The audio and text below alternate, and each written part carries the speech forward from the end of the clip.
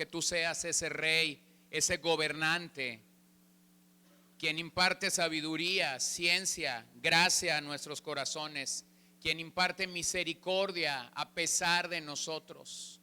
Señor, gracias te damos que podemos venir ante tu trono. Gracias te damos que podemos acercarnos confiados al trono de gracia y saber de dónde procede el absoluto socorro que nuestras almas necesitan. Te damos gracias esta mañana.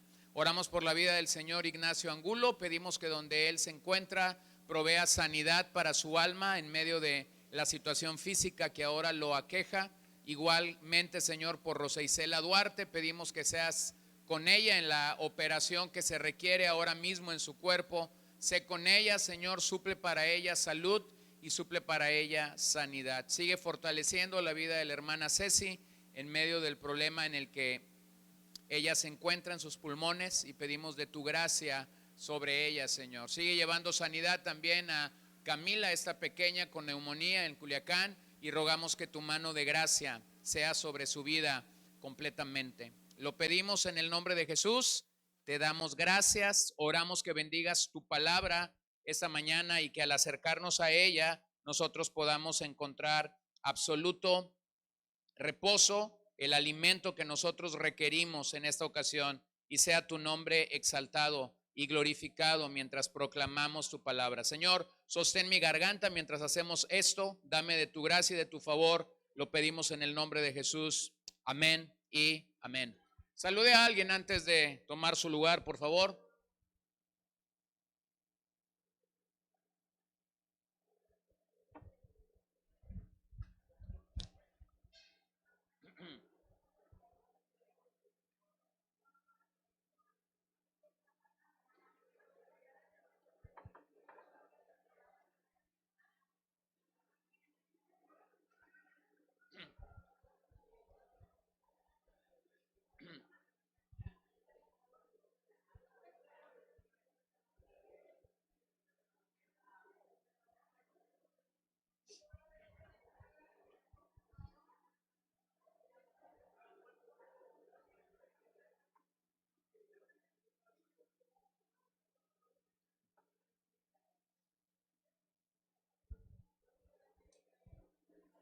Bueno, que el Señor nos bendiga esta mañana a todos, y si usted nos acompaña por primera, segunda, tercera ocasión, siéntase en casa, y si usted es de casa, pues sean todos bienvenidos esta mañana. Bueno, hace unas semanas había avisado de tener bautismos, y queremos realmente bautizar antes de que el frío nos gane, o lo que tenemos como frío en esta ciudad. Entonces, para aquellos que estaban interesados en bajar a las aguas y proclamar de la obra de Cristo en sus vidas, vamos a bautizar el próximo sábado, despuesito de la comida, más o menos 3:30 de la tarde, para todavía tener un poquito de sol. Va a ser en casa de Tere Ballesteros, donde gozamos de una alberca que tiene clima, por aquello de los que estén batallando con algo. Entonces, bueno, solamente lo quería notificar. Entonces será el próximo sábado, 3:30 de la tarde, y bueno, mayor información a partir de mañana. Acompáñenme a Mateo 7 en sus escrituras, por favor. Hemos venido hablando en las últimas semanas acerca de la necesidad que tenemos de alcanzar paz en medio de nuestras relaciones, en medio de nuestro trato con otras personas. Número uno, dijimos que a pesar de todo, lo que el creyente debe buscar es agradar a Dios en todo. Y aun si por nuestra propia pecaminosidad o por el pecado de otra persona llegáramos a estar en un conflicto, lo primero que yo tengo que reconocer es que aún puedo seguir agradando a Dios en esa situación. Y lo segundo que decíamos el último domingo que me tocó compartir es la necesidad que tenemos de tratar con nuestro corazón. Y platicando con alguien en la semana, le mencionaba que hace unos años leímos, bueno, algunas familias aquí leímos aquel libro que se llama Pastoreando el corazón de tu hijo, Y cuando recordé mientras estaba predicando acerca del corazón, que cuando tú lees ese libro y sobre todo lees la introducción y el capítulo 1, puedes pelear un poquito con el argumento del autor, porque mientras algunos creen que el libro trata de la crianza de los hijos y de pastorear el corazón de los hijos, realmente a mi gusto, un mejor título para ese libro sería Pastoreando tu propio corazón, para entonces poder pastorear el corazón de tus hijos. Y es que el problema radica en muchas de nuestras relaciones, radica en nuestros corazones. Ahora quiero ir un paso adelante y ver cómo es que podemos tratar con el pecado en medio de nuestros conflictos. Y la realidad es que podemos seguir avanzando en la búsqueda bíblica de alcanzar paz en nuestras relaciones. Y podemos seguir confiando en lo que el Señor nos dice en las Escrituras acerca de cómo tener paz y aprender de estos principios dados en las Escrituras. Es común en la vida matrimonial, es común los conflictos, es común las diferencias, porque el hombre y la mujer pensamos de maneras muy distintas. Y usted no me dejará mentir que es común observar que en la vida matrimonial muchas veces lo lamento no es suficiente. En la vida matrimonial, en algunas ocasiones, lo lamento pareciera no tener un efecto real en la vida de la persona que ha sido afectada u ofendida, desembocando en mucha falta de perdón matrimonial, guardando mucho rencor, amargura, ira y conflictos similares. Así que, ¿por qué es que es importante entonces confesar nuestros pecados? Bueno, hay varias razones, pero creo que una de las mayores es que en una buena relación es vital una conciencia limpia. Cuando tú tienes una buena relación matrimonial, con padres, con hermanos, con amigos, con personas en tu trabajo, con creyentes, es porque una conciencia limpia está siendo cultivada. Y lo que quiero animarte a considerar esta mañana es que en el Señor deberíamos tratar con la ofensa de manera piadosa y de manera correcta. Bueno, tendríamos que hacernos un par de preguntas. Si tú has sido ofendido por alguien más, pudieras preguntarte, ¿qué ha hecho el ofensor con su pecado? Pudieras preguntarte, ¿se disculpó de manera correcta? Y rápidamente te vas a dar cuenta que no puedes controlar la naturaleza del ofensor.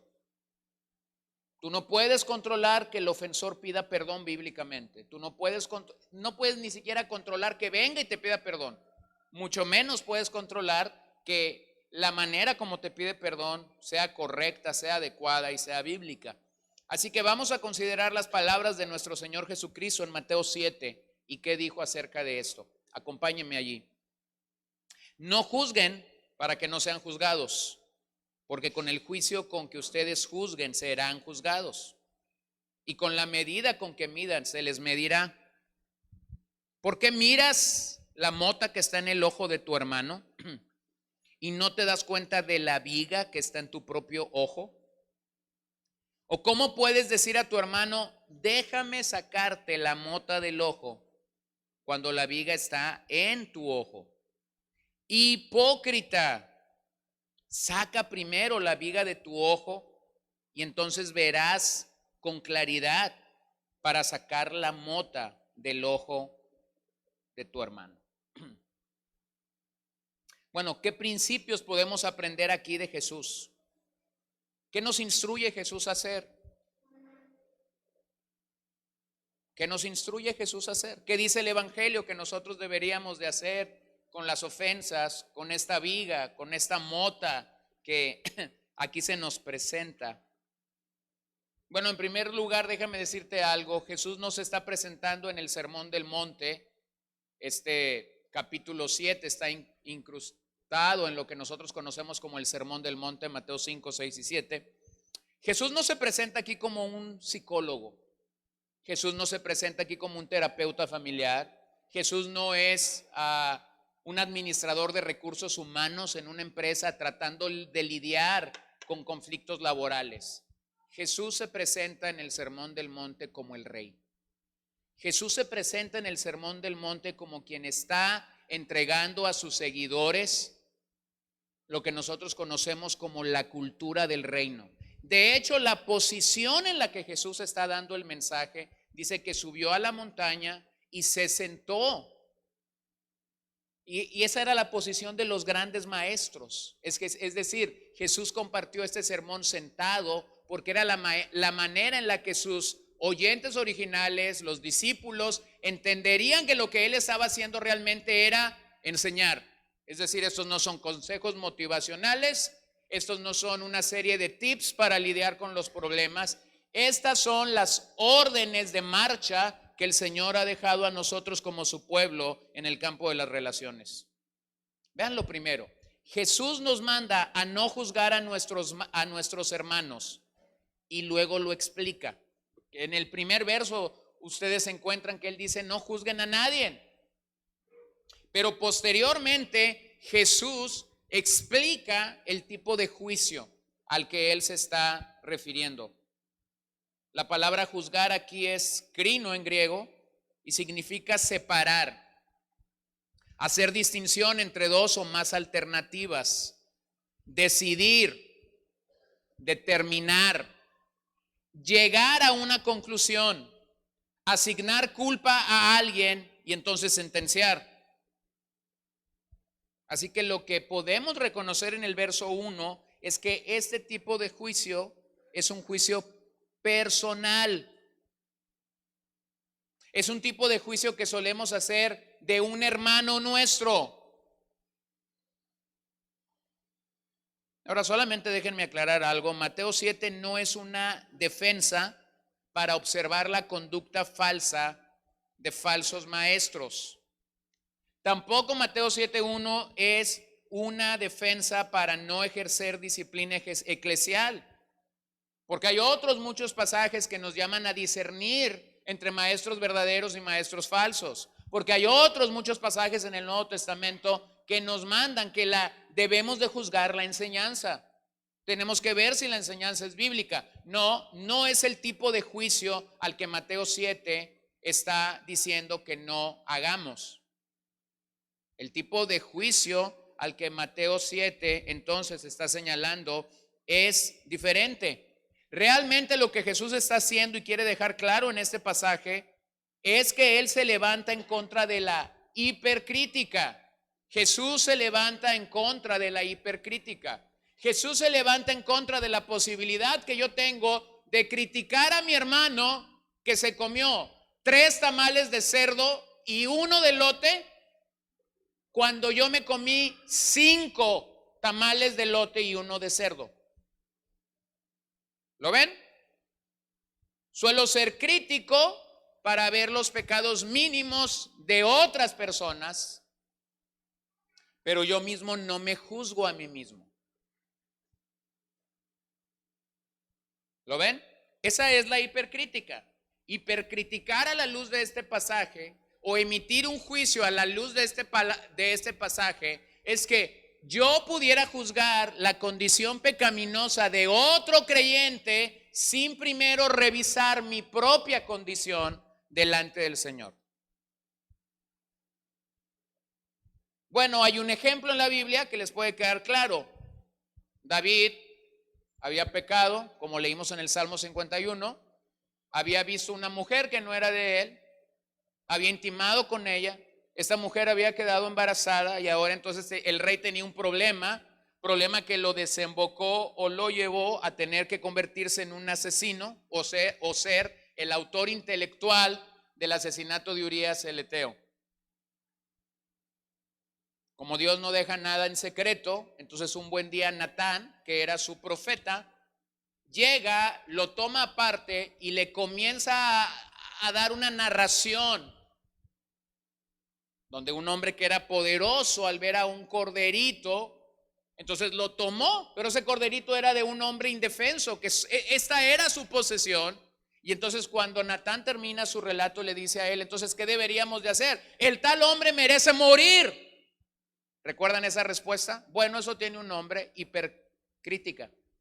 Él estaba listo para pedir el asesinato de este hombre y para como rey dar su sentencia. Lo que él no sabía es que Natán realmente le estaba descubriendo su propio pecado. Entonces, lo que Jesús está diciendo en Mateo 7:1 y en estos versos es que nosotros debemos de cuidarnos de ser como el rey David. Que cuando vemos el pecado en otra gente, antes de levantar nuestro dedo para sentenciarlo como culpable, tendríamos que revisar nuestro propio corazón. Así que a la luz de este pasaje, ser un juez es usurpar el lugar de Dios como juez. Es tomar el lugar que solo a Él le corresponde. Es considerarnos expertos en la materia cuando realmente estamos fallando en pecados internos de nuestro corazón. Así que hagámonos una pregunta solo para nosotros. No es necesario que la contestes, pero háztela a ti mismo. ¿Por qué juzgo a otros? ¿Por qué juzgo a otros? Bueno, algunas posibilidades. Algunos creen que esto mejora mi propia imagen. Es decir, algunos cuando juzgamos a otras personas pensamos que nos vemos mejores que ellos mismos. Segunda posibilidad, hay quienes disfrutan de hacerlo. Tercera posibilidad, pensamos que nuestra vida es mejor de alguien que ha fracasado. Cuarta, muestra lo fuerte que yo soy. Quinta, puede ser una válvula de dolor y de venganza. Y sexta, muestra que soy severo con otros y a la par indulgente conmigo mismo. Bueno, esa es una realidad cada vez que yo y que tú juzgamos a alguien. Por lo tanto, lo que el pasaje comienza a descubrir para nosotros es que deberíamos tratar con nuestro propio pecado en medio de los conflictos. Si el pecado de la otra persona te es grotesco, si el pecado de la otra persona te es grave, si el pecado de la otra persona te ofende, entonces este es un buen momento para reflexionar sobre tu propio pecado. Sobre tu propio pecado. Un francés llamado Thibon dijo: cada uno proyecta hacia el prójimo la parte del criminal que él mismo lleva adentro. Y es que cuando juzgamos, esto es lo que sucede. Así que ante este pasaje, la realidad es que nunca consideramos nuestro pecado como algo grande y como algo realmente malo. Cada vez que yo juzgo, entonces minimizo mi pecado y maximizo el pecado de la otra persona. Entonces, ¿qué tengo que hacer? Cada vez que estoy en un conflicto, bueno, no solamente tengo que agradar a Dios, no solamente tengo que tratar con mi corazón, tengo que tratar con mi pecado. Vuelvo a decir, no vas a poder tratar con el pecado de la otra persona. No vas a poder cambiar a la otra persona. Pero sí vas a poder responder a los impulsos del Espíritu y sí vas a poder atender a los principios de la palabra para tratar con tu propio pecado y con tu propio corazón. Y ya esto va a traer paz a tu alma. Entonces, vean lo que Jesús está diciendo aquí. Número 1, Jesús se refiere a la viga como tu comportamiento pecaminoso.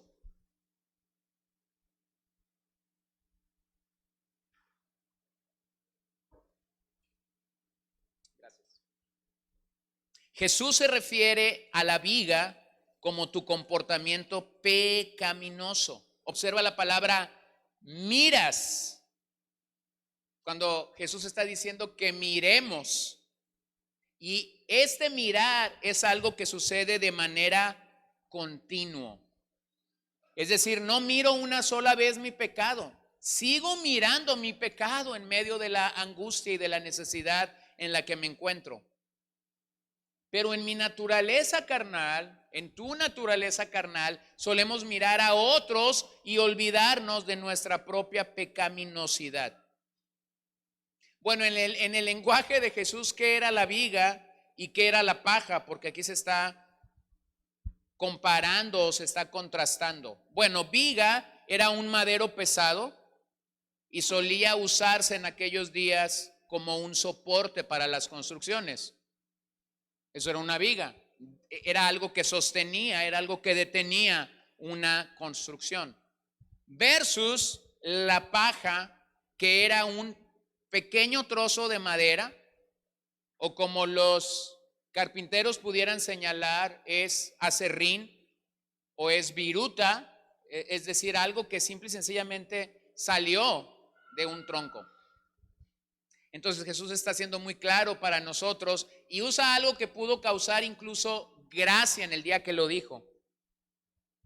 Ustedes recordarán que Jesús sabía de vigas y de aserrín. El oficio de José, el tutor de nuestro Señor Jesucristo, era un carpintero. Sabía cuando hablaba de viga y sabía cuando hablaba de paja.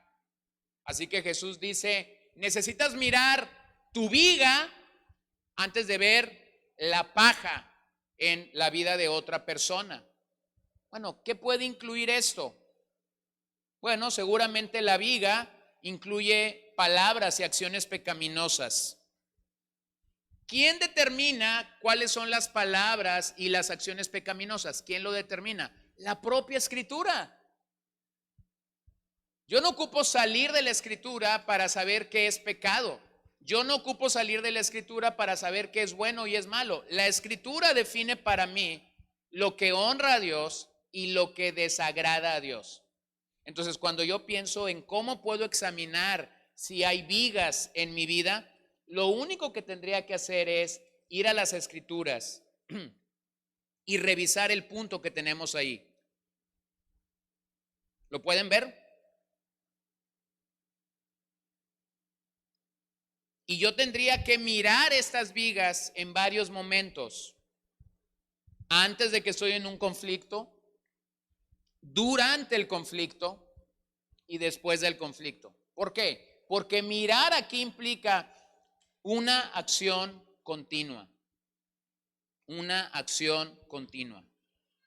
Así que nuestras vigas pueden incluir dos tipos de pecados. Permítanme definirlos. Número uno, pecados de comisión.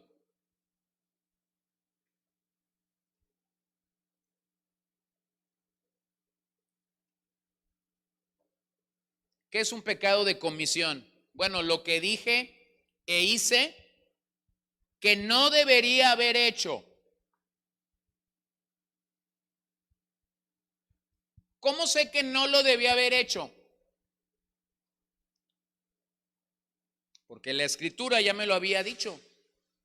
Porque la palabra de Dios ya me había mencionado que no debería de estar allí. Sin embargo, grité cuando no debería de haber gritado. Golpeé algún objeto en mi ira cuando no lo debía haber golpeado.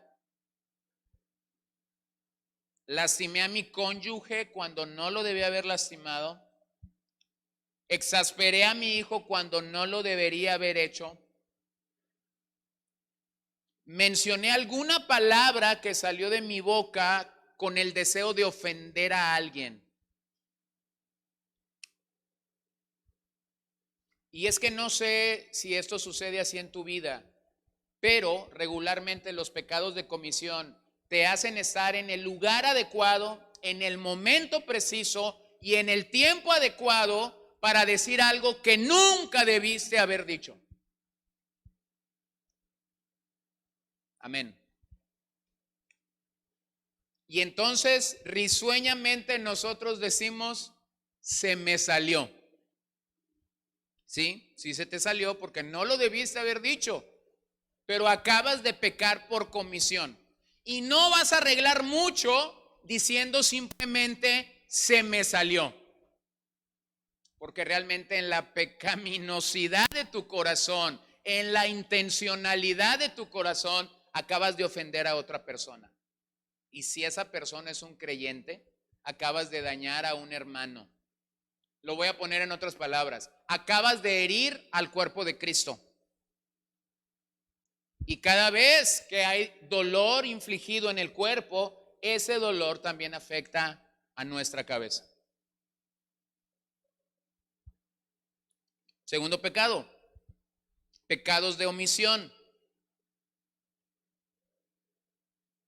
Lo que no dije y no hice, que debería haber dicho o haber hecho.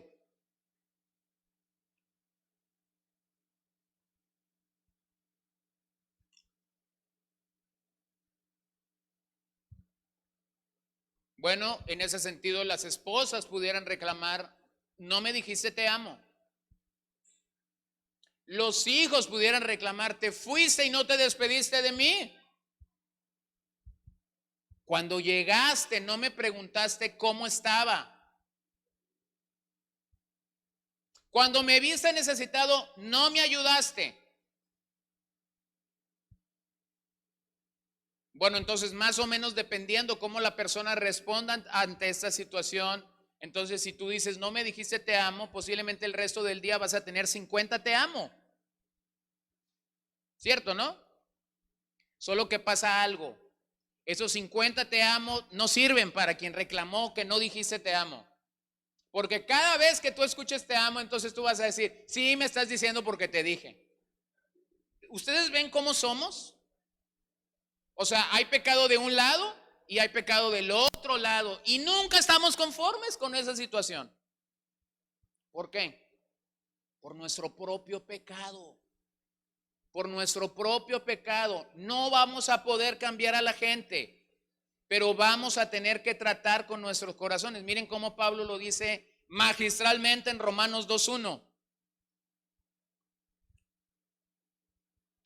Por lo cual no tienes excusa, oh hombre, quien quiera que seas, tú que juzgas, pues al juzgar a otro, a ti mismo te condenas, porque tú que juzgas, practicas las mismas cosas.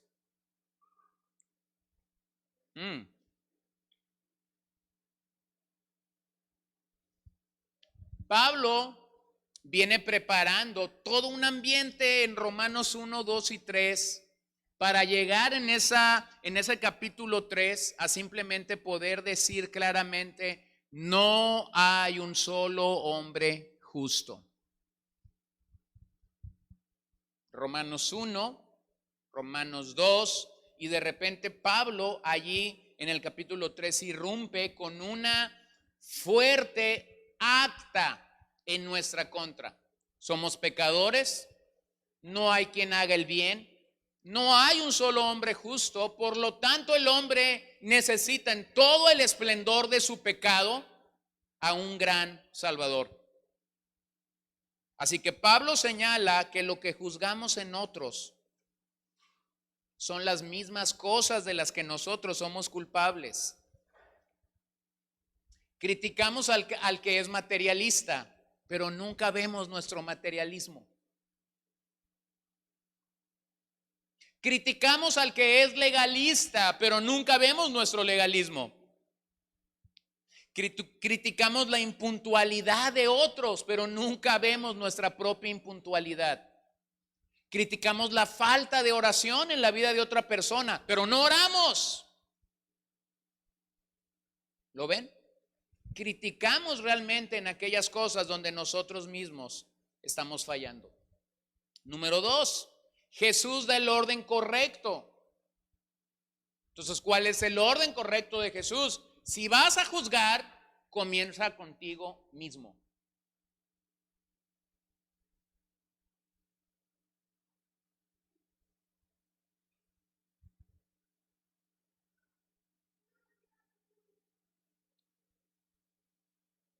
Entonces el Señor nos da a conocer en este pasaje nuestra tendencia a ignorar nuestras propias ofensas pecaminosas y pensar en cómo otros nos han perjudicado. Entonces, ¿cómo deberías iniciar el juicio sobre ti mismo? Bueno, podrías iniciar con una sencilla, muy sencilla pregunta. ¿Qué pecados me molestan más? ¿Los tuyos o los míos o los pecados de otra persona? ¿Qué pecados te molestan más? ¿Tus propios pecados o los pecados de otras personas? Y mayormente, rapidito vamos a llegar que nos es muy molesto el pecado de otra persona. Y lo único que yo estoy diciendo con eso es que todavía mi vida espiritual no me alcanza para entender que si voy a juzgar a alguien, el lugar donde tengo que iniciar ese juicio no es con la otra persona, sino es conmigo mismo. Entonces es bueno que podamos reconocer la diferencia entre que somos pecadores porque pecamos o somos pecadores que no pecamos. Bueno, tenemos que entender la diferencia que hay en esto. Ciertamente cuando hemos nacido de nuevo, el Señor ha quebrantado nuestra esclavitud a la vida pecaminosa. Ya no somos hacedores de pecado. Sin embargo, nuestra naturaleza pecaminosa ha quedado allí. Y en algún momento esa naturaleza estará lista para buscar el papel protagónico de tu vida, para buscar el estrellato de tu vida. Y la gracia de Dios y la obra santificadora del Espíritu Santo es lo que realmente mitigan mi naturaleza pecaminosa. Sin embargo, en algunas ocasiones esta va a brotar. Y eso, dice Pablo a los Gálatas, no debería ser considerado como una licencia para pecar, sino que realmente Pablo, cuando escribe a los Gálatas, da la solución y dice: ya no andemos más o ya no militemos más según la carne, sino andemos en el Espíritu Santo. Bueno, esa es la victoria sobre nuestra carne, una vida llena del Espíritu Santo y de su palabra. Hace algunos años leíamos este libro de matrimonios cuando dos pecadores dicen acepto. Y uno de los argumentos del autor en ese libro, David Harvey, cuando se refiere a lo que el evangelio puede hacer en la vida de un matrimonio, es que él dice: cuando vas a juzgar a tu cónyuge, con humildad sospecha de ti mismo. Con humildad sospecha de ti mismo. Y es que el evangelio realmente nos llama a asumir nuestra responsabilidad. No deberíamos de admitir el concepto secular de que una persona jamás debe aceptar su debilidad. Lo vuelvo a decir, no deberíamos permitir el concepto humanista, el concepto de este mundo, de que una persona jamás debe aceptar su debilidad, porque cuando tú lees el evangelio es todo lo contrario. La gracia del evangelio nos capacita para aceptar nuestras debilidades, nuestras fragilidades, nuestros pecados, y nos da la gracia para poder enfrentarlos, aun cuando en nuestra propia humanidad no supiéramos qué hacer con ellos. De hecho, permíteme decirte algo. Tú y yo podemos estar fracasando con el mismo pecado por décadas. Y nosotros podemos no admitir ese pecado. Y voy a usar una ilustración que es clara para nosotros. Podemos ser como el gatito cuando sale de la casa y defeca, y que solamente después de que ha hecho eso, echa un poco de tierra. Y te tengo noticias, el pecado sigue estando allí. Y tu pecado y mi pecado pueden estar siendo repetitivos y tú crees que has triunfado sobre el pecado, pero hay un problema. Otros se dan cuenta de que tu pecado está en el mismo lugar donde tú crees que ya no está. Entonces, ¿qué pasa cuando yo sigo fracasando con mi propio pecado y yo no admito mi pecado? Bueno, lo que pasa es que tú y yo comenzaremos a perder el pasaporte para poder bendecir a otras personas. Tu orgullo, tu prepotencia, tu vanagloria no servirá mucho cuando tengas que pararte de frente a otra persona y poder decirle cómo el evangelio te transformó y cómo el evangelio te ayudó. Es más, no tendrás nada que decir más que mero conocimiento. Pero tu propia vida no podrá testificar de cómo el evangelio te transformó. De cómo el evangelio te hizo pasar de ser un hipercrítico a ser una persona humilde. Entonces Pablo nos recuerda, no hay un solo hombre justo. Miren este pasaje de Lamentaciones 3:40. Está Jeremías allí, dice, examinemos nuestros caminos y escudriñémoslos y volvamos al Señor. Examinemos nuestros caminos y escudriñémoslos y volvamos al Señor. No dice que examines los caminos de otros, ¿verdad? No dice que escudriñes a otros. Dice que hagamos esto en nuestros propios corazones y entonces, cuando eso haya sido adecuado y claro, dice el profeta, volvámonos al Señor. Entonces, ¿qué tendría que hacer una persona que se escudriña y que se examina delante de la presencia de Dios? Bueno, esa persona tendría que reconocer dónde está fallando al Señor y entonces volver al Señor que lo compró a precio de sangre. Vean cómo Pablo lo dice en 2 de Corintios 13:5. Pónganse a prueba para ver si están en la fe. Wow. Pónganse a prueba para ver si están en la fe o examínense. Examínense a sí mismo. ¿O no se reconocen a ustedes mismos de que Jesucristo está en ustedes? A menos de que en verdad no pasen la prueba.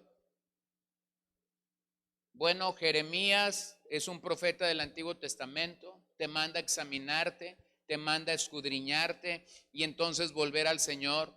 Pablo es un apóstol del Nuevo Testamento, está escribiendo a esta iglesia en Corinto y les está diciendo, pónganse a prueba, examinen su fe, comprueben si lo que el Evangelio ha hecho en sus vidas realmente ha tenido un efecto positivo.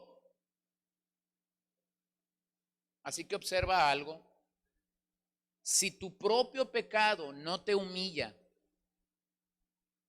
si mi propio pecado no me humilla y no me hace buscar arrepentimiento y pureza delante del Señor en esa área, lo más probable es que tú te mantengas siendo un hipercrítico por mucho tiempo.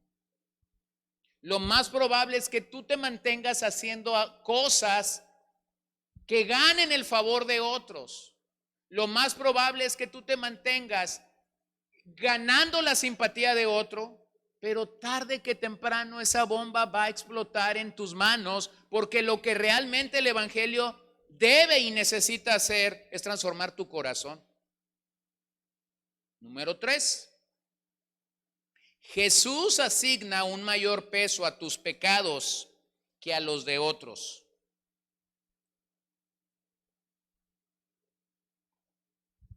¿Qué pesa más para Jesús? de acuerdo a este pasaje? Bueno, lo que pesa más para Jesús es tu propio pecado, no el pecado de los demás. Solo que en mis cuentas no es así. En mis cuentas debería contar más el pecado de otros que mi propio pecado. En mis cuentas siempre otras personas tienen pecados más grandes que los míos. Pero para Jesús, mi pecado es mayor y el de otros es menor.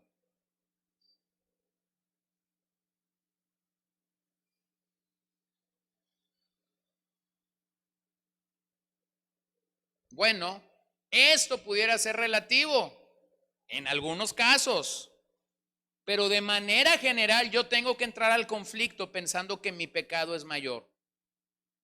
De manera general yo debo comenzar viendo mis propias faltas como graves, es decir, como vigas, y la de otros como leves, es decir, como paja. Vean la sabiduría de Proverbios 21:2. Todo camino del hombre es recto ante sus ojos, pero el Señor sondea los corazones.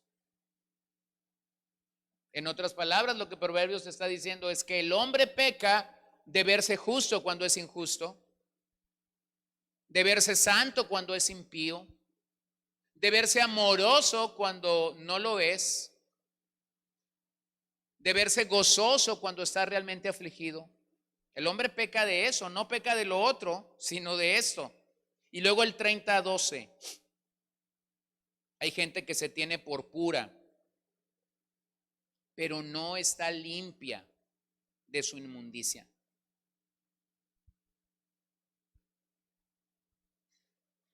Entonces, tú encuentras algo triste. Encuentras que muchas veces en mi idea fanática o religiosa de querer agradar a Dios o de querer verme bien delante de otras personas, como un creyente que está creciendo, como un creyente que está madurando, yo no voy a cuidar estos aspectos. Y esto es peligroso, porque nuevamente no estoy buscando la aprobación de los hombres principalmente, debería estar buscando la aprobación de Dios. Número 4. Jesús dice que tratar humildemente con nuestras vigas nos pone en una mejor posición para ministrar y para ayudar a otras personas con su pecado. Si tú no has tratado con tu propia viga, tú no vas a poder bendecir realmente a otra gente. Tú no vas a poder sacar del atolladero por más que te esfuerces en tu intelecto, por más que te esfuerces de querer hacer algo para ganar el corazón de aquella gente, no lo vas a poder lograr por una razón. Porque esto no es de mi carne. Servir y ministrar al Señor para bendecir a otra gente no es el esfuerzo de mi carne, sino el fluir de la vida espiritual que empieza con Cristo en tu corazón y en mi corazón. Entonces, miren, recordemos las palabras de Pablo a las que ya nos hemos referido en esta serie. Gálatas 6:1 y 2. Hermanos, aun si alguien es sorprendido en alguna falta, ustedes que son, ¿qué? Espirituales. Ustedes que son espirituales. Ustedes que han podido bregar con su propio pecado. Ustedes que han podido obedecer a Dios para crecer en esta área de su vida. Restáurenlo en un espíritu de mansedumbre, mirándote a ti mismo, no sea que tú también seas tentado. Lleven los unos las cargas de los otros y cumplan así la ley de Cristo. Vean que en este proceso el hermano que es espiritual está lleno de mansedumbre, está lleno de humildad, está lleno del reconocimiento de que él también puede ser tentado y entonces puede llevar la carga del otro. Bueno, pero eso no lo puede hacer una persona que no ha reconocido la obra y el trato de Dios en su vida. Eso lo puede hacer una persona que realmente ha reconocido y entendido el peso de lo espiritual sobre nosotros. Así que, ¿cómo se da este proceso? ¿Cómo se da esto en nuestras vidas? Lo que sigue, que sea un filete de carne. ¿Cómo se da esto? Gracias. ¿Cómo se da esto en nuestras vidas? Se da de una manera clara. Nuestra confesión debe modelar humildad. Y cuando nosotros modelamos humildad, entonces logramos que la respuesta de la otra persona sea realmente humilde.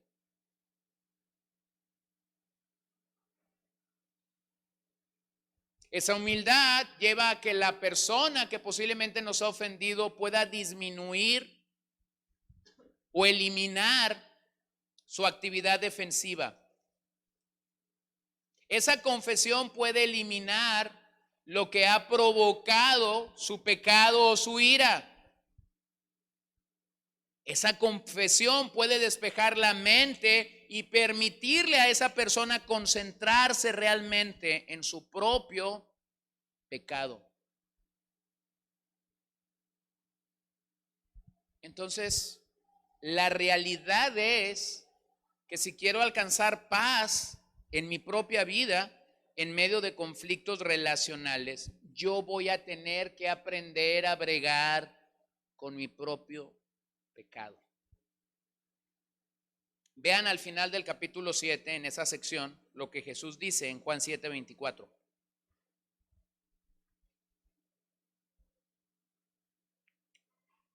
No juzguen por la apariencia, sino juzguen con juicio, ¿qué? Justo. Entonces, ¿qué es un juicio justo de acuerdo a Mateo 7? ¿Qué es un juicio justo? El juicio justo es que si yo voy a juzgar a otro, entonces primero debo comenzar conmigo mismo. ¿Lo ves? Si vas a tener un justo juicio, es aquel que comienza contigo mismo, no con la persona que te ha ofendido. Así que el principio que hay detrás de Mateo 7 es sencillo. Primero es autodisciplina y después es disciplina mutua.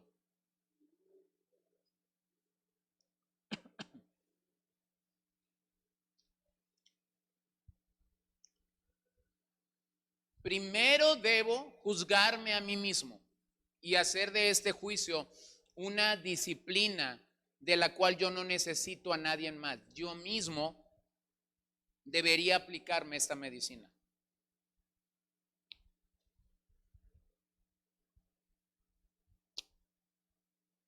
Y cuando tú has hecho eso, entonces tú deberías participar de la disciplina mutua. Es decir, tú deberías de estar listo para poder ayudar a otro hermano y humildemente poder decir algo como eso. Mira, hermano, yo también batallo con el orgullo. ¿De veras? Te va a decir el otro hermano y te va a hacer así una cara. ¿De veras? Y aquel hermano va a pensar que tú te acercaste a una sesión de confesión de pecados. Pero lo que tú quieres realmente es despertar la conciencia de esa persona y decirle, mira, hermano, yo también estoy batallando con el orgullo. Y esto es algo que viene arraigado a mí por la escuela donde estudié, por los diplomas que tengo, no sé. Pero eso no pasa conmigo.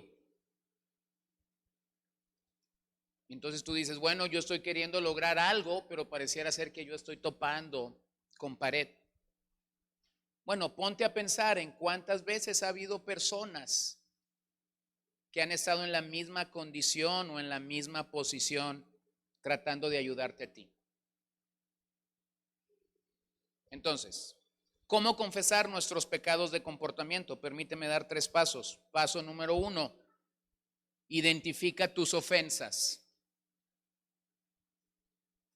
¿Cómo puedo yo juzgarme a mí mismo y saber que yo mismo he cometido pecados de comportamiento? Número 1, identifica tus ofensas. Entonces comienza con oración y comienza autoexaminándote a ti mismo. Ve delante de Dios antes que vas delante de un ofensor. Ve a las escrituras y permite que las escrituras te digan si lo que tú estás haciendo es bueno o es malo. Porque posiblemente a la luz del hombre lo que tú estás haciendo es muy bueno, pero posiblemente a la luz de las escrituras lo que tú estás haciendo es muy malo. Es como cuando alguien dice, es que a mí me enseñaron en casa que nunca me dejara.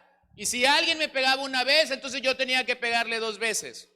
Abres el evangelio y encuentras ahí, humíllate. Lava los pies de tus enemigos. Entonces, ¿a quién le vas a hacer caso? A tus padres que bien intencionados, queriéndote ayudar, te dieron una posición humana. O al evangelio que ahora tiene la capacidad de transformarte.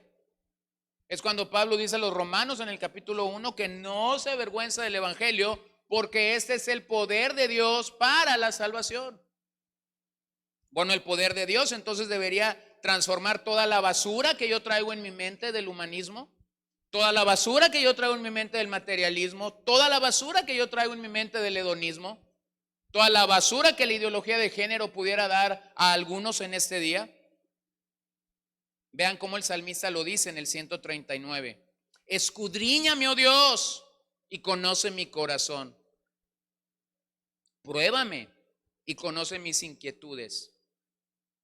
Y ve si hay en mí camino malo. Y guíame en el camino eterno. Bueno, entonces, ¿dónde comienza esto? Comienza con Dios.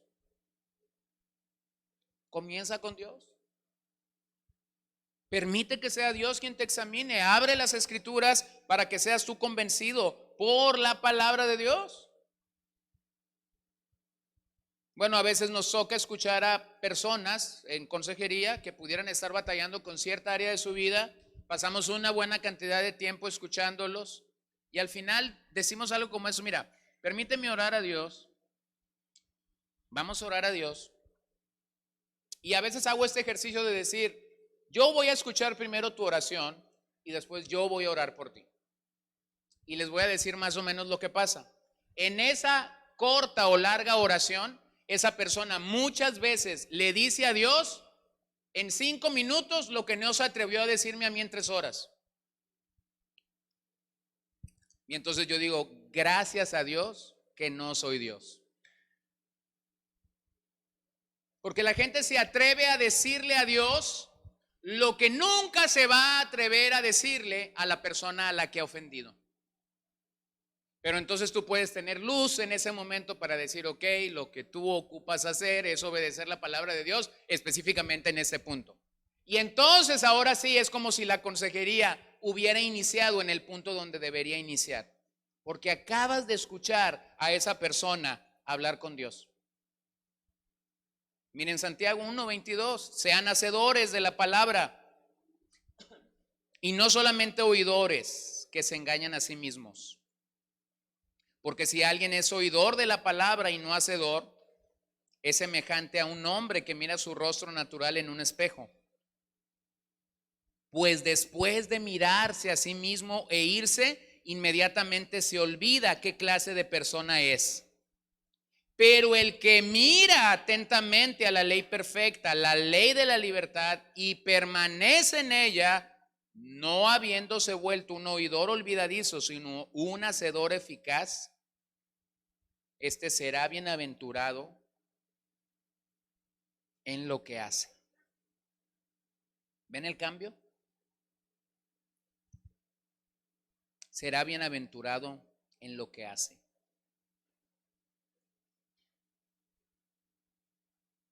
Permíteme agregar algo a esto.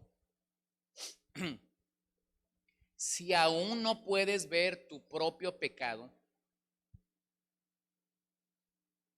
si aún no puedes reconocer el pecado que realmente está reinando en tu vida, entonces seguramente necesitas el consejo sabio de un creyente maduro para que él te ayude a ver tu yo ciego. Otros pueden ver y tener una mayor objetividad que tú mismo en esta área. Pudieras acudir a la persona de la que posiblemente te has separado y hacer la pregunta: ¿hay algo en lo que te he ofendido? Y si estas dos cosas no fueran suficientes, entonces pudieras tomar una lista de vigas específicas, una lista de vigas específicas a las que pudieras revisar. Bueno, hace unos años alguien nos hizo favor de poner en nuestras manos un pequeño librito, así lo hemos llamado. Es un pequeño librito que te ayudaría a bregar con las vigas. Por ejemplo, ese librito dice: orgullo es, y te define orgullo, y entonces te da como 80 pasajes de la Biblia donde está orgullo. Amargura es, te da un concepto, y entonces te da como 200 pasajes que te hablan de amargura. Entonces, ¿no sabes cómo examinar tus propias vigas? Con mucho gusto te regalo el librito. Es como una pequeña concordancia, para que me entiendan, de pecados en el que nosotros luchamos y bregamos. Y siempre lo tenemos cerca de nuestra mesa, porque seguimos bregando con algunos pecados. Y entonces en algunas ocasiones que estamos enfrentando algo, decimos: necesitamos ir a ese librito, necesitamos sacarlo y necesitamos leer algunos de esos pasajes y orar con ellos. Y a veces les decimos a nuestras hijas: ahora van a escribir los versos de ese pecado y van a ir escribiendo 2 versos por día. Bueno, es una manera como puedes bregar con vigas si nunca lo has hecho. Paso número 2. Confiesa tus pecados a Dios y recibe su perdón.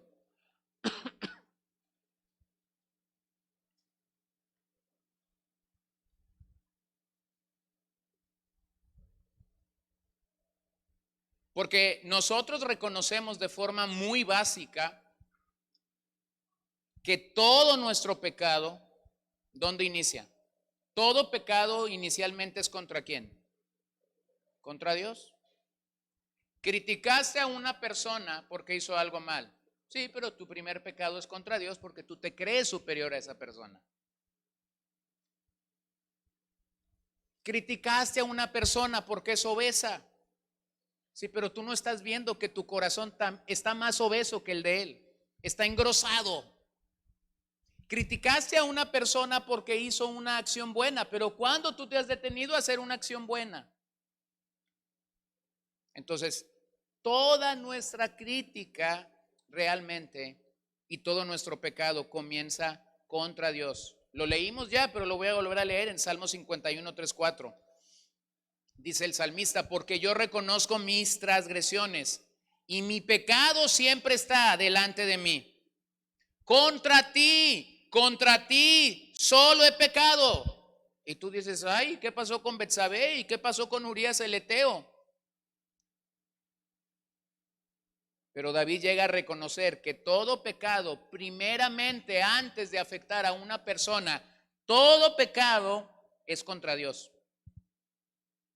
Y he hecho lo malo delante de tus ojos, de manera que eres justo cuando hablas y sin reproche cuando juzgas. Entonces, ¿qué aprendemos de David aquí? Bueno, David reconoció que todo su pecado había iniciado en contra de Dios. En contra de Dios. Salmo 32, un salmo que está asociado al 51. Te manifestaré mi pecado y no encubrí mi iniquidad. Dije: confesaré mis transgresiones al Señor, y tú perdonaste la culpa de mi pecado. Entonces, realmente cuando entendemos esto, no solamente somos llamados a solucionar el asunto de nuestro pecado con Dios, sino a proclamar el perdón de Dios en Jesús hacia otras personas.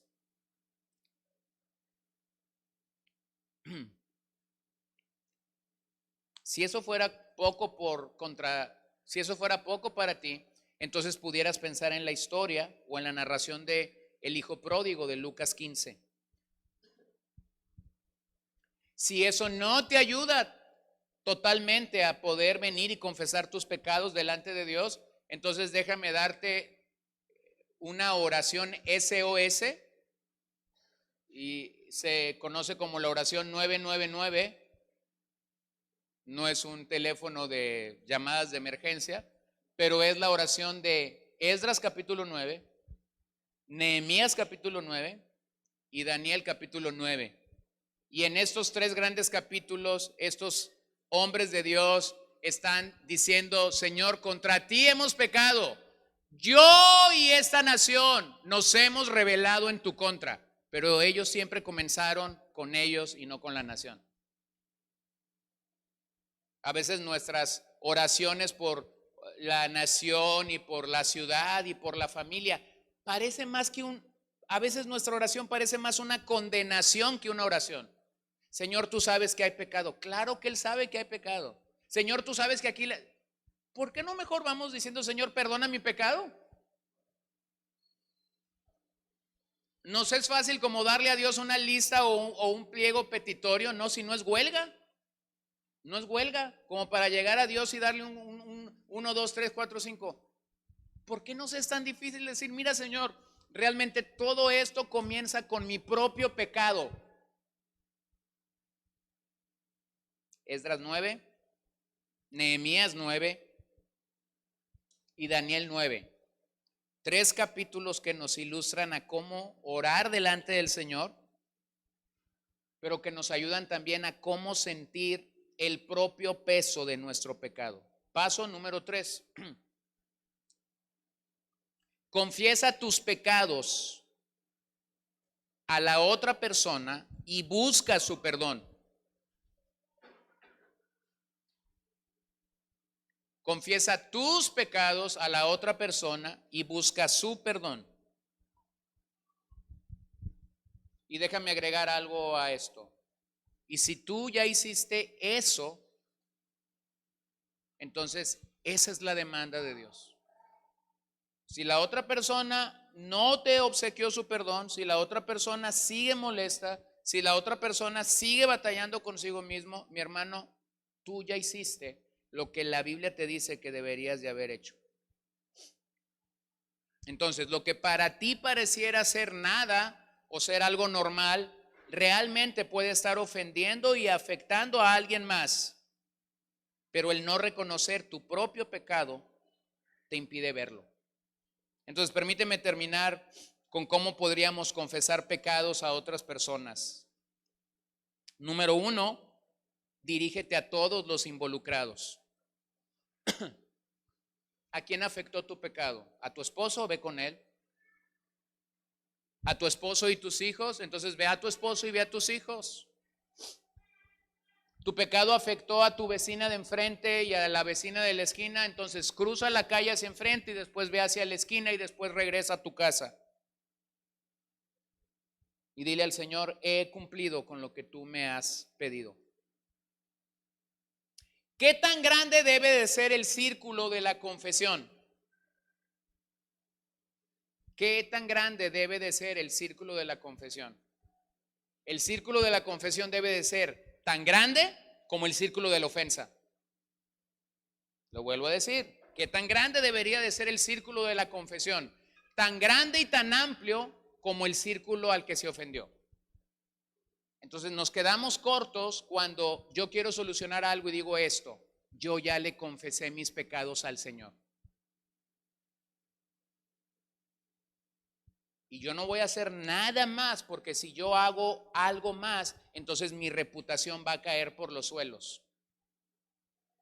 ¿Te digo algo? Tu confesión no sirve de mucho, porque el pecado te va a alcanzar. No sirve de mucho tu confesión. Tú vas a estar en un ciclo dando vueltas porque no has hecho lo que la Biblia realmente te manda hacer. El círculo de la confesión debe de ser tan grande como el círculo de la ofensa. Número 2, evita el lenguaje sí, pero y tal vez. Si yo te hubiese ofendido, ¿se acuerdan de aquel programa para la América Latina donde había un personaje que se llamaba el Chacal? Digo, yo sé que para algunos eso es prehistoria. Entonces voy a tener que dibujar el esquema que quiero decir. Era un programa así como de revista, de esos donde había entrevistas, un cantante y demás. Y de repente había, así como decimos en México, un momento para que alguien se echara un palomazo. Algunos entienden y otros no entienden, pero eso era como alguien que quería cantar y entonces le ponían la pista, se paraba ahí a medio cantar, la pista andaba por fa y él andaba cantando por sí. Y entonces salía el Chacal, era un personaje con una capucha negra que salía con una trompeta, y cuando el Chacal salía, la gente sabía que el palomazo había fracasado, había llegado al fracaso, es decir, esta persona no era cantante. Vamos a pensar que el Chacal está presente en nuestra forma de pedir perdón. Y entonces si yo llego y digo algo como esto, pues aquí vengo. Si yo te hubiera ofendido, tú deberías de escuchar la trompeta del Chacal. No es si tú lo hubieras ofendido. La persona que ha sido tocada por el evangelio no viene diciendo, pues aquí vengo si te he ofendido en algo. No te hagas menso. Si lo has ofendido, quita el sí, retira el sí. Aquí vengo, pero no sé si venir o no venir. Mejor regrésate a tu casa y sigue orando. Y cuando puedas quitar el pero, entonces vienes de nuevo. Pues aquí estoy, tal vez estoy en el lugar equivocado, pero pues yo sentí de Dios. No, regrésate, si estás en el lugar equivocado. Todavía tu orgullo está muy por encima del punto en el que tienes que estar para pedir perdón. El sí, el pero y el tal vez, en vez de bendecir a esa persona y de sanar la relación de esa persona, vas a traer más fuego. No es la manera adecuada. Número 3, admite específicamente tu pecado. Admite específicamente tu pecado.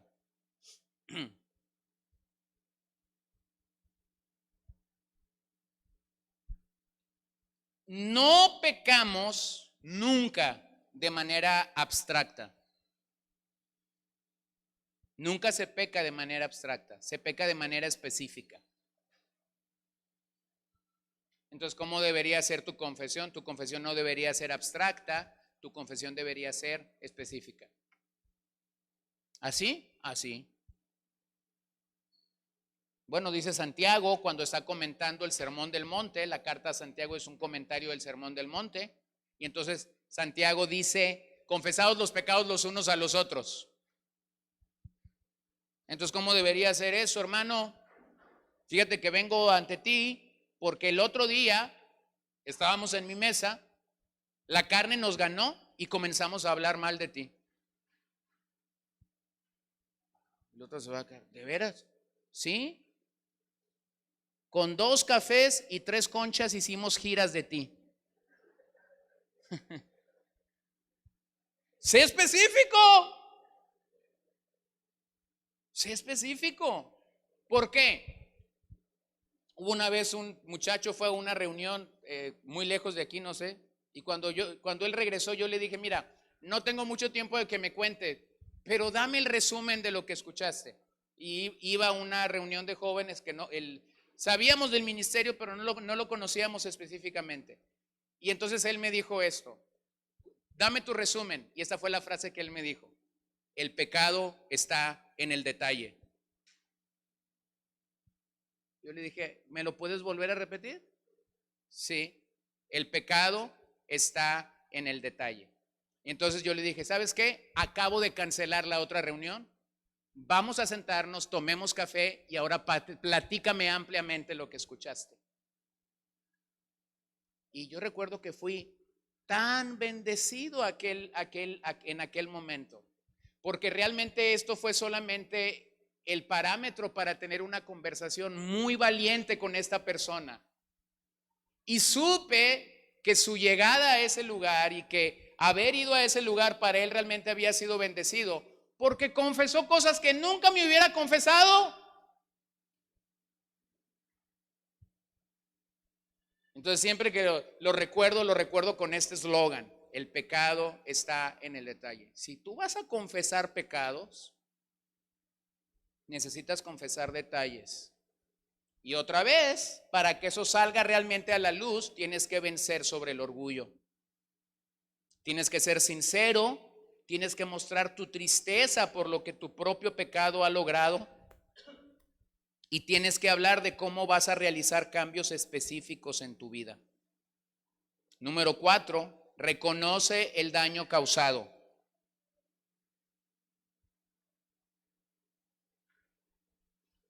Reconoce el daño causado. Es decir, no solamente deberías reconocer que fracasaste, sino cómo tu pecado ha estado afectando a otra persona.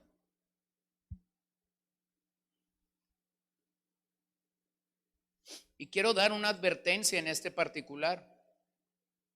Cuando tu pecado se sale de control y dejas de afectar a una persona para afectar al mismo cuerpo de Cristo, ten sumo cuidado. Jesús habló de esto y dijo: hay de aquellos que son una piedra de tropiezo para los nuevos en Cristo, para los bebés espirituales. Ten cuidado de estar jugando en el lado equivocado. Número 5, acepta las consecuencias. Acepta las consecuencias. Al reconocer que hemos provocado algo, deberíamos estar dispuestos a la restitución. Deberíamos estar dispuestos a la pérdida de privilegios, a la pérdida de posesiones, a la pérdida de algo. Ve cómo dice Eclesiastés 3:9. ¿Qué provecho tiene el que trabaja de aquello en que se afana? ¿Qué provecho tiene el que trabaja de aquello en que se afana? ¿No? Hay gente que trabaja toda una vida y jamás puede disfrutar lo que alcanzó, lo que ganó. Spurgeon se refería a este pasaje como la estupidez del pecado. Así es el pecado. Trabajas toda una vida para lograr tu reputación, para lograr tu buen nombre. Mi hermano, eso no es la vida espiritual. Eso no es el caminar en Cristo. Si tú estás tan preocupado por lo que la gente puede decir o hablar de ti, tú estás entendiendo la vida cristiana de una manera muy diferente a como el Evangelio la presenta. Número 6, modifica tu comportamiento. Modifica tu comportamiento. Es decir, pregúntate: ¿qué voy a hacer? ¿Tendré un plan práctico para evitar la recurrencia de este pecado? En otras palabras, tienes que hacer un plan para remar contra la corriente. ¿Cómo lo vas a lograr? ¿Cómo lo vas a alcanzar? Y número 7, pide perdón y deja pasar el tiempo.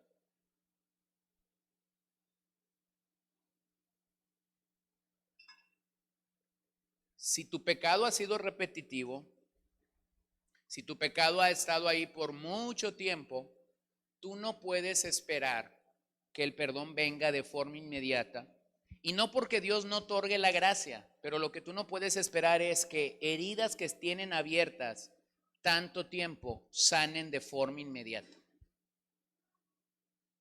No puede ser así.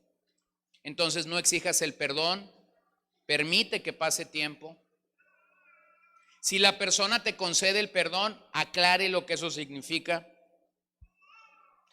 Date cuenta de que la persona misma a la que estás pidiendo el perdón podría minimizar tu pecado, pero si esa persona minimiza tu pecado, tú realmente debes de tener en cuenta lo que Mateo 7 te dice. Tú debes de ver tu pecado como realmente Dios lo ve. Entonces, número 3 para terminar. ¿Qué pasa si la persona a la que yo le pido perdón por algo que yo hice mal no me perdona? Bueno, simplemente algunas cosas que sugiero. Da más tiempo, como ya mencioné. La herida puede ser profunda. Sigue orando y no presiones a esa persona. Sigue orando por ella y no la presiones.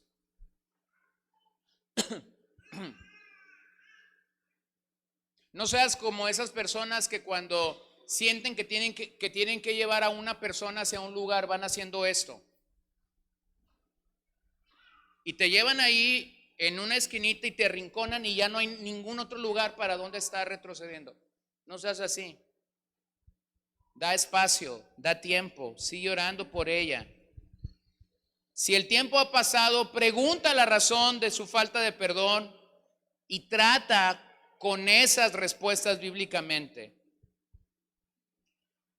Ten cuidado con actitudes como minimizar tu pecado, exigir idolatría, sermonear, el crecimiento de la amargura en tu propio corazón y de resentimiento. Bueno, hay cosas que podemos hacer. Entonces, hermanos, el llamado de Jesús es claro en este pasaje. Deja de ser un juez. Deja de ser un juez y sé tu propio oculista. Deja de ser un juez y sé tu propio oculista. Sé experto en examinar tu propia visión. Sé experto en examinar tu propia vida pecaminosa a la luz del Evangelio. Entonces, realmente Mateo 7 es un pasaje donde Jesús nos instruye a que hagamos cirugía.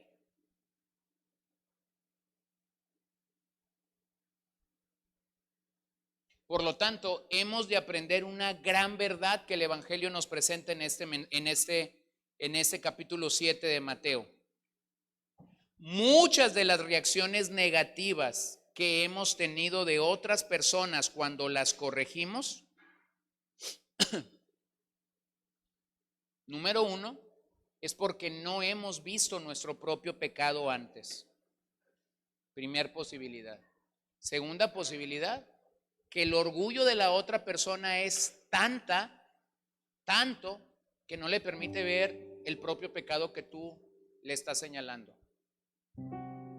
Es decir, ella idolatra tanto su vida espiritual, su caminar, su relación con Dios, y su nivel realmente no le da para reconocer y para entender que lo que tú le estás poniendo en consideración es una verdad o es una realidad. Entonces somos alentados y animados por el Espíritu Santo a poder observar esto. Termino con 2 citas. Una es de Matthew Henry, quien dijo: nosotros debemos juzgarnos a nosotros mismos, juzgar nuestras acciones personales. No debemos sentarnos en el asiento de un juez y hacer que nuestra palabra sea la ley para todos. No debemos hablar mal de nuestro hermano, no debemos despreciarlo ni menospreciarlo. No debemos juzgar con apresuramiento ni dictar juicio en contra de nuestro hermano sin tener una base, ya que puede ser el producto de nuestro celo natural o de nuestra mala naturaleza. Y Juan Crisóstomo, un predicador conocido como el Pico de Oro, porque cuando él hablaba la gente era realmente confrontada con su pecado y bendecida con su mensaje.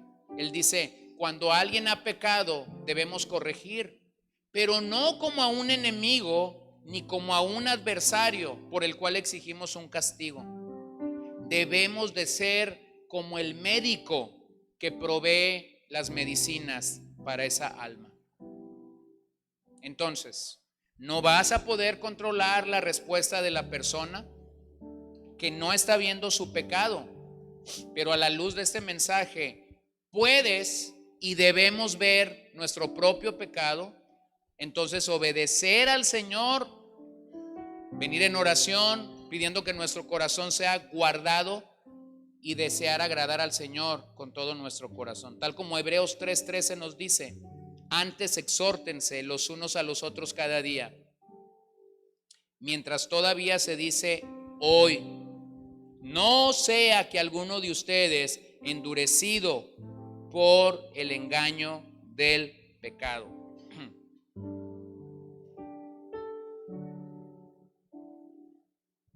Entonces, lo que el autor a los Hebreos nos manda hacer es arreglar el asunto de nuestros pecados hoy, antes de que nuestro corazón realmente se endurece. De esta manera es que entendemos que el bisturí del cirujano trae sanidad, pero la espada de la lengua juzga y siempre trae destrucción y muerte. Primera de Corintios 4:5 para orar. Por tanto, no juzguen antes de tiempo, sino esperen hasta que el Señor venga, el cual sacará a luz las cosas ocultas en las tinieblas y también pondrá de manifiesto los designios de los corazones. Entonces cada uno recibirá de parte de Dios la alabanza que le corresponda. Entonces, hermano, no estés buscando la alabanza de los hombres en medio de tus relaciones, porque los hombres siempre van a alabar de manera inadecuada. Los hombres van a decir que eres hermoso cuando no eres tan hermoso. Los hombres van a decir que eres bondadoso cuando no eres tan bondadoso. Los hombres van a decir que eres generoso cuando no eres tan generoso. Porque la alabanza de los hombres siempre, hermanos, busca despertar una respuesta carnal de nuestras vidas. De hecho, cuídate de la adulación, porque la adulación realmente empobrece una relación. La adulación realmente empobrece una relación. Si tu relación con otras personas está fincada en lo que tú lo alabas y en lo que ellos te alaban, no sirve de nada.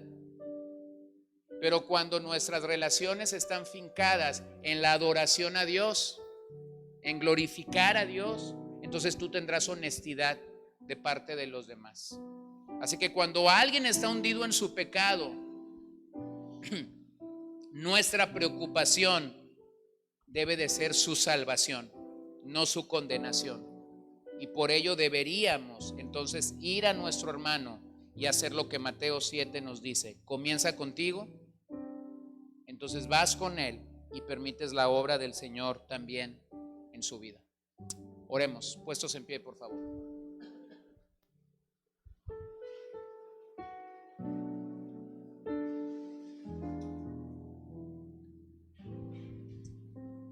Señor, gracias te damos.